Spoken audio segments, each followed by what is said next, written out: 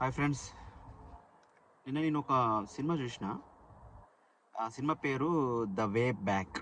'The way back' అనే cinema. ఇది prison break జోనర్కి వస్తుంది, అంటే జైలు నుంచి తప్పించుకోవడం. ఆ స్టోరీ ఏంటంటే బేసికల్గా పోలాండ్ సోల్జర్స్ని మన హిట్లర్ వాళ్ళని బంధించి ఒక జైల్లో పెడతాడు. ఆ జైలు ఎక్కడ ఉంటుందంటే సైబీరియాలో ఉంటుంది అనమాట. సైబీరియా అనే దేశంలో ఆ జైలు ఉంటుంది.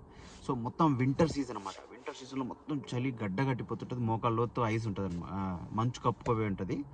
సో ఆ జైలు నుంచి హీరోతో పాటు ఒక నలుగురు ఐదుగురు తప్పించుకుంటారు. తప్పించుకున్న తర్వాత వాళ్ళు సైబీరియా నుంచి ఇండియా ఇండియాలో సిక్కిం వరకు నడుచుకుంటూ వస్తారనమాట.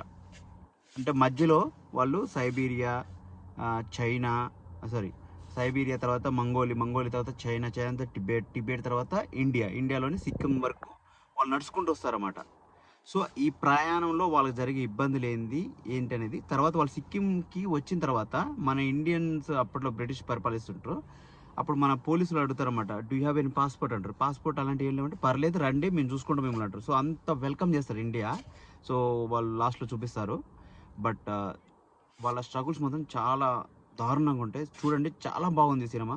సో ఇట్స్ బేస్డ్ అనే true story, the way back.